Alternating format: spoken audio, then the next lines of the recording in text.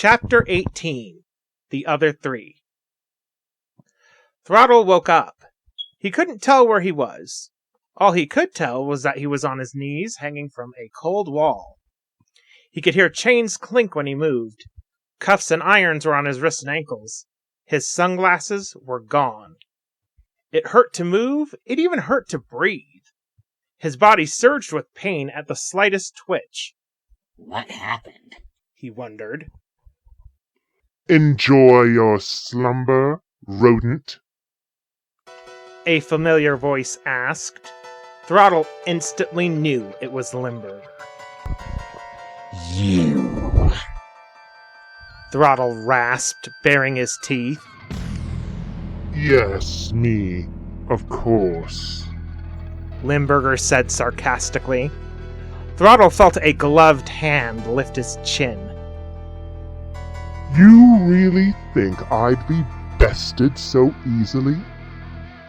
Well, I'm afraid you've lost this battle. Here I have one of the greatest warriors from the Martian freedom fighters, completely at my mercy. Why did you take me prisoner? Throttle asked. Why not just kill me instead? You know I'll never do anything for you. I'll never tell you anything that could threaten Mars or Earth. I'd rather die. Oh, I'm afraid it's not up to me, dear boy. Limburger said. That's up to my new business partners. And they wanted you alive. The gloved hand then dropped his chin, and Throttle heard footsteps exiting the room.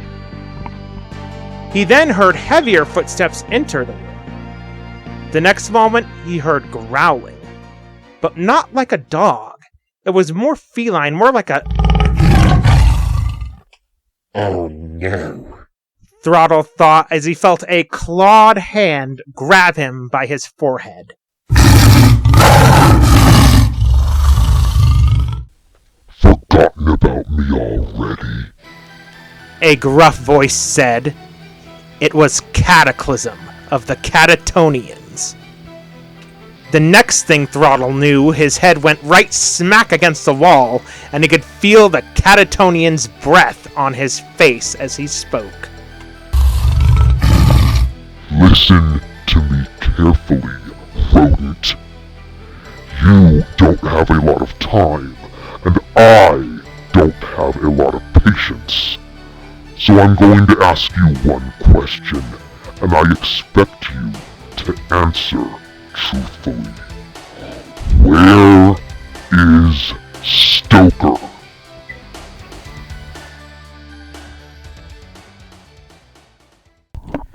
Throttle Works Speed Shop, Boise, Idaho. Robbie D was getting ready to close shop when a semi pulled up. He saw Manuel get out of the passenger side of the cab. Manuel? What are you doing here? Robbie D asked. And why so late? It's after 6 o'clock.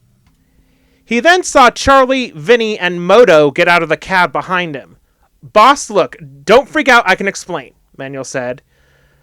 But Robbie D held up his hand. He looked at Moto and Vinny for a moment, then sighed. I guess you're looking for Stoker, Carbine, and Rimfire? Robbie D said. Vinny and Moto both exchanged glances. Manuel remembered Throttle talking about Stoker, the former leader of the Martian Freedom Fighters, his second-in-command Carbine, and Moto's nephew, Rimfire. They're here, Manuel asked. That's when Stoker stepped out of the shadows of the doorway to the shop. He was limping using a cane. His leg was in a cast. Rimfire and Carbine were right behind him. Rimfire's arms were bandaged up, and Carbine also had a few injuries, with some bandages on her face. Stoker? Rimfire? Carbine? Vinny asked, surprised. What are you doing here? Looking for you, Stoker said. We got your distress call and came here in a cruiser when we were shot down by some sort of defense satellite. Where's Throttle? Vinny looked down at the ground, ashamed. He's been captured, Vinny said. Carbine instantly flew into a fury. What? How? I told you to look after him, after each other. I thought you were one of the... That's my fault, ma'am, not his, Manuel spoke up. Throttle crash landed up at Bogus Basin, and I was helping him recover. It was my fault he got caught. I left him alone. Carbine paused and gave Manuel a leer. Manuel stared right back into her eyes as if he had nothing to lose. You let him get caught? Carbine now looked angry, getting right in Manuel's face. I'm going to get him back. How? Carbine asked. Manuel then got out a tape recorder and played back Limburger's message about the Speedmaster competition. Carbine gave Manuel a skeptical look. And just how are you going to win this Speedmaster competition? She asked. Manuel then opened up the back of the semi and explained what he planned to do with his Focus. We'll need to use a shop boss. That's why I came here. If we can use a section of the shop during off hours, we can get the car's mods complete in the 2 months time span before the competition. Robbie D put a hand on Manuel's shoulder. I'll section off an area for your friends to use to finish the build. We'll get this done.